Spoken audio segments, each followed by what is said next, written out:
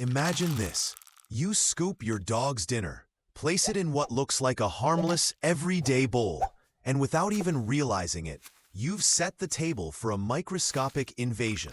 Yes, I mean your pet's food bowl could be harboring far more bacteria than you'd ever suspect, and some of it has the potential to affect you too. In fact, scientists found that pet feeding bowls can be among the most contaminated surfaces in a home. So ask yourself, when was the last time you gave that bowl the kind of cleaning you insist on for your own dinner plate? Stick around, because we're going to dive into why your pet's bowl is a germ hotspot, what kinds of germs we're talking about, and most importantly, how to fix it. With some fun thrown in for good measure. It might seem trivial, but the risks are real, and the solutions are simpler than you'd think. The surprise of the dirty bowl. Let's start with a story. Picture a typical household. A cheerful pup, a gleeful wag. Dinner time. The bowl sits on the floor. The food goes in, tail wags. End of story? Not quite. Researchers at North Carolina State University surveyed dog owners and swabbed food bowls and found something startling. Fewer than 5% of owners knew of the Food and Drug Administration's guidelines for pet food dish hygiene. Even more, many owners wash the bowl infrequently, some once a week, others less than once every 3 months. Yes, you read that right. What does that imply? It means a surface that our pets live off of may be a microbial hotspot. In fact, one study found pet water dishes ranked third highest in bacterial counts among common household items. So what kinds of germs are we dealing with? Here's where it gets interesting. From just smells bad to serious health risk. Studies point to bacteria like E. coli, Salmonella, MRSA, even showing up on pet bowls. Now you might think, well, my pet is healthy, so what's the fuss? Fair point, but remember, pets and humans share spaces, sometimes share surfaces, or at least those surfaces are close. If the bowl is not cleaned properly, cross-contamination becomes a possibility. Okay, so we know the bowl can be bad news, but what drives the contamination? That's where we pivot into the next section. Why your pet's bowl becomes a germ magnet. Let's dig into why the bowl becomes such a hotspot. Think about the mix of factors. Food, moisture, ambient air, contact with animal mouths, perhaps food left out, maybe multiple animals sharing, maybe proximity to human food zones. It's a pet food ecosystem. First, food type. A 2023 study found that wet food and metal bowls in particular were associated with higher levels of microbial contamination. Why metal? Metals can conduct heat or cold, and if not properly cleaned, can have tiny nooks or finish issues that allow bacteria to cling. Second, cleaning practices. The survey from NC State revealed only a small fraction of pet owners wash their bowls with hot water, less than 160 degrees Fahrenheit or 71 degrees Celsius, which made a clear difference in contamination levels. One cleaning regime cut microbial counts significantly. Third, bowl material.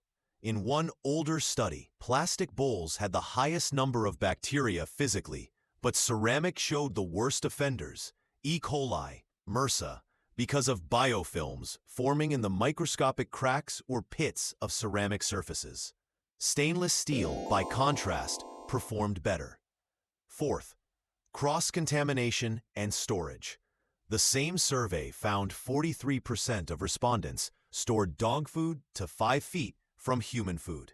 Also, 33% prepared dog food on surfaces used for human food. When you put it all together, wet food, multiple users, pets, humans, plus suboptimal cleaning, plus sharing spaces, equals a pet bowl that not only supports bacteria, but becomes a bridge to the rest of the household.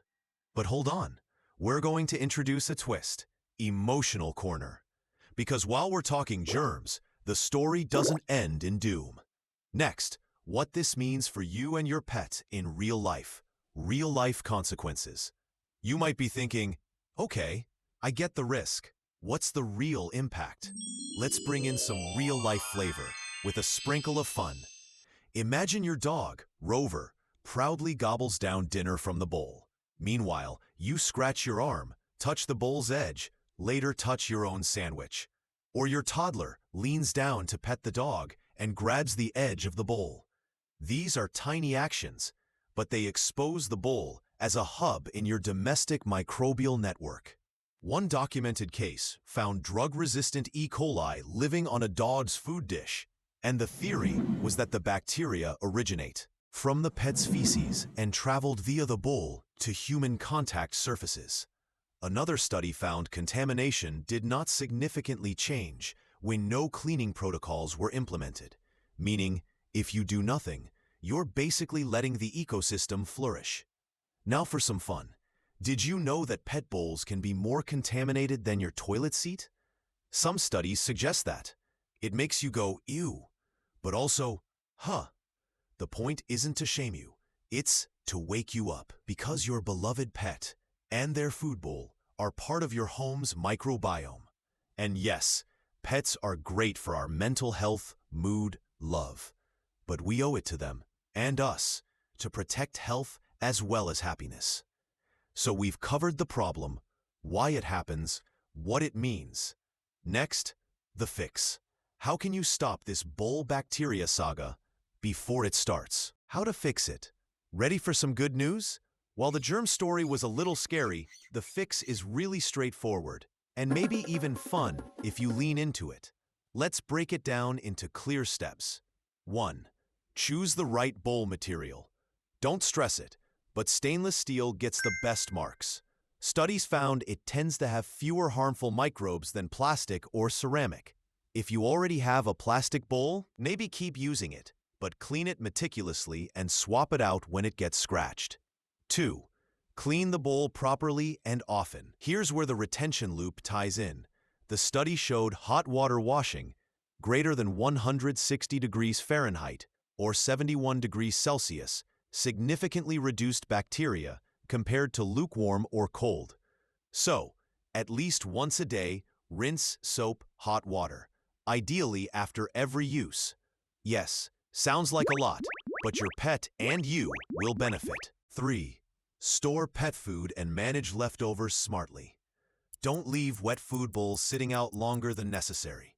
Dry kibble is lower risk, but still can support microbial growth if stored poorly. One important tip: don't use the pet's bowl like a scooping utensil. It invites cross-contamination.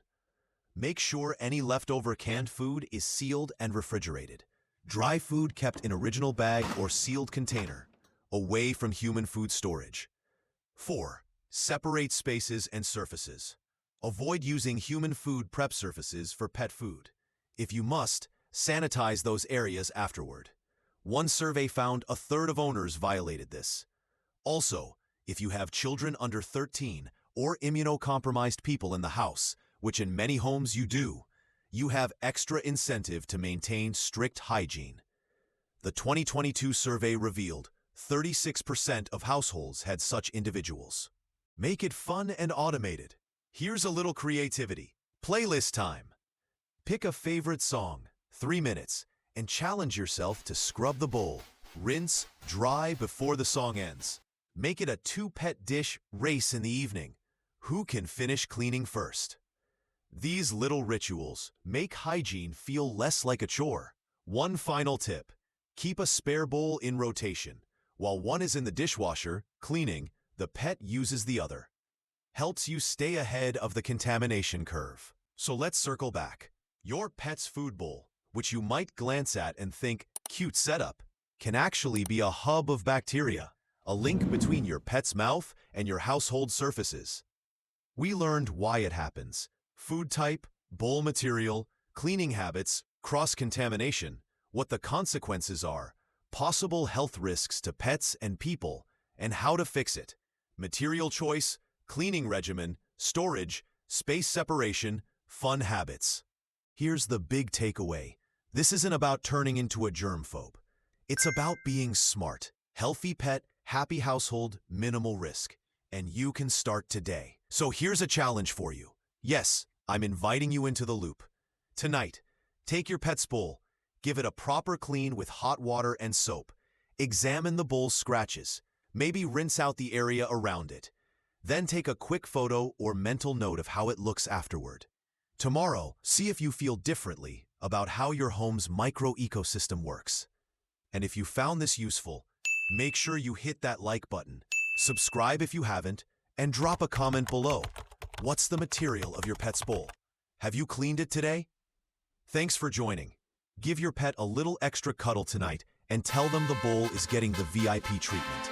And remember, even the bowl deserves some cleanliness.